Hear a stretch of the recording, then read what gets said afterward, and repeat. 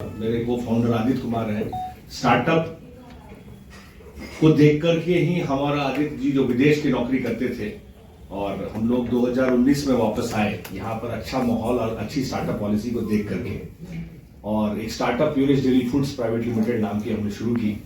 और अभी मैं FJCCI में अमित जी के साथ सब कमेटी चेयरमैन हूँ और हम लोग यहाँ पर यही कोशिश कर रहे हैं कि स्टार्टअप्स का पुनर्विकास हो। आपको मैं अपने कंपनी का उदाहरण के साथ जोड़ना चाहता हूँ। 2019 में जब 160 स्टार्टअप सिलेक्ट हुए थे और उस समय वो स्टार्टअप नए थे और 500 से 600 लोग को रोजगार दे रहे थे।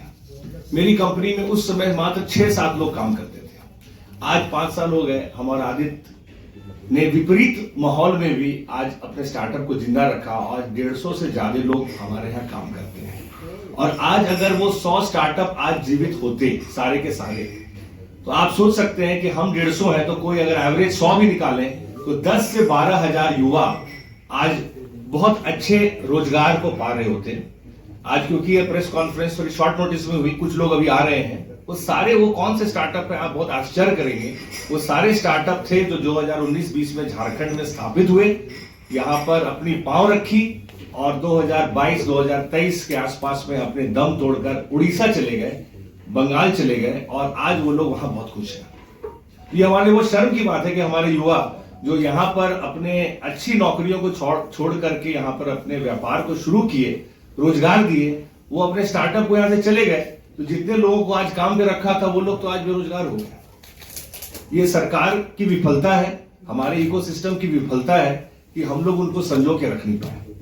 और जहां बाकी राज्य आज के रिपोर्ट में आप देखेंगे कि महाराष्ट्र नंबर 1 है जहां पर 45,000 से ज्यादा स्टार्टअप है और हमारे झारखंड में स्टार्टअप शायद इतने हैं जो आप उंगलियों में गिन सकते हैं। तो इतना अलग व्यवहार क्यों, जब एक ही देश है, एक ही राज्य है, एक ही राज्य में सब कुछ और हमारी पॉलिसी बनती जा रही है। आज आप सरकार से पूछेंगे, हम लोग अक्सर लेटर के माध्यम से, ज्ञापन के माध्यम से कई प्रयास कर रहे हैं, लेकिन हर बार यही जवाब मिलता है, बस अब 15 से 20 दिन में आपको बहुत अच्छी खुशखबरी मिलने वाली है। ये 15 से 20 दिन कब आएगा, ये हम लोग 2020 से लेकर 2025 पे आज खड़े हैं। हम लोग को 15 दिन की इंतजार में ही लगे हुए हैं। ऑफिसर आ रहे हैं, बदलते जा रहे हैं। कभी बोला जाता है कि नहीं आज अगले ऑफिसर आएंगे, कभी अब ABVL Atal Bihari innovation lab जो बना है उसके नए CEO रिक्रूट होंगे, नई व्यवस्था कायम हो गई, उनकी नई चाबी खोली जाएगी। ये सारी आई थिंक अब मुझे लगता है कि ये समय आ गया है जब हम लोग इसको एक आंदोलन के रूप में लें।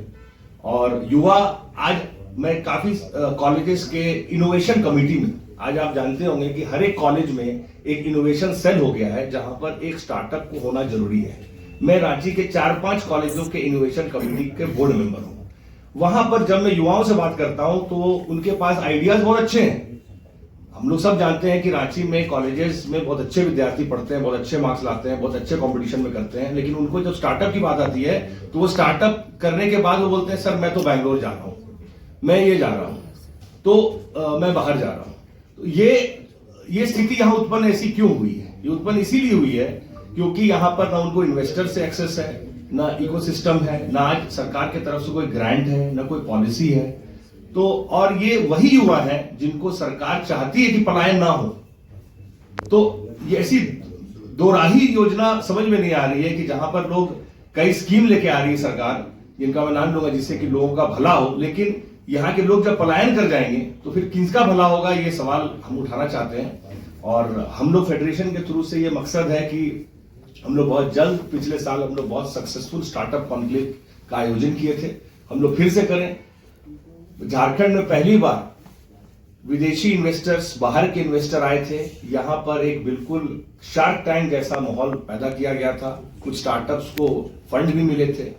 ये एक माहौल जगाने के लिए था। और उस स्टार्टअप कॉन्क्लेव में हमारे आदरणीय मुख्यमंत्री सर भी थे और हमें ये वादा किया गया था कि बहुत जल्दी इस पर कार्रवाई की जाएगी।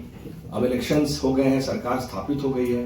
अब हमारी आस है कि इस पर धरातल पे जल्दी से जल्दी इस पर काम किया जाए, अन्यथा युवाओं का जितना भी आस है वो टूटता जा रहा है। और झारखंड स्टार्टअप के मामले में आज सबसे निचले पायदान पे है, उसको जितना जल्दी हो सके उसको ऊपर लाया जाए, यही हमारा प्रयास है।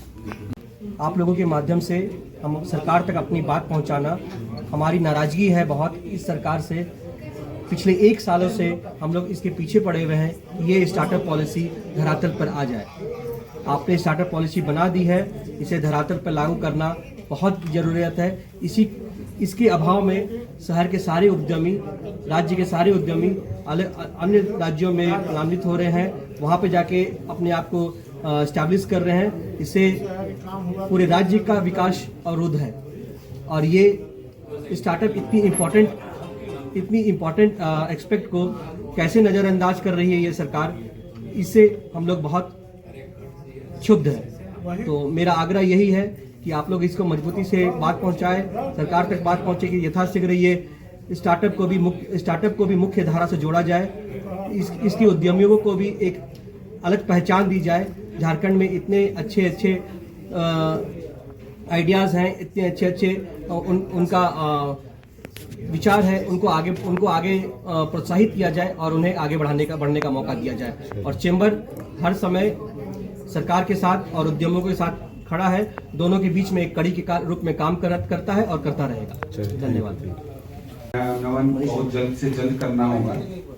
आज 9 वर्ष हो गए देश भर में स्टार्ट हुए स्टार्टअप को, और झारखंड में हम लोग अभी भी पॉलिसी को लागू नहीं करवा पाए हैं। तो मेरा इस प्रेस कॉन्फ्रेंस के माध्यम से आग्रह होगा सरकार तक ये बात जाए कि पॉलिसी जल्द से जल्द लागू हो, जिसका लाभ पूरे राज्यवासियों को मिले और संशोधित ढंग से आ जाए तो ज्यादा अच्छा रहेगा। नई पॉलिसी नई ढंग से, और बैंकों से लोन भी स्टार्टअप को झारखंड में मिलने में काफी कठिनाई हो रही है। कई आवेदन हमारे पास चैम्बर में आए हुए हैं जो स्टार्टअप एस्टेब्लिश करना चाहते हैं, लेकिन उनको बैंकों से कोई सपोर्ट नहीं मिल रहा है। राज्य सरकार की तरफ से कोई भी इसके लिए पॉलिसीज नहीं है कि जो स्टार्टअप्स को मदद करें। इस पर भी हमें विशेष ध्यान देना होगा। और लैंड बैंक की भी काफी कमी है स्टार्टअप के लिए, जिसको इंडस्ट्री लगाना हो नया स्टार्टअप को, उसके लिए भी कोई पॉलिसी नहीं है। लैंड बैंक की बहुत कमी है और सरकार के पास सिंगल विंडो का जो ऑप्शन था वो भी काम नहीं कर रहा है।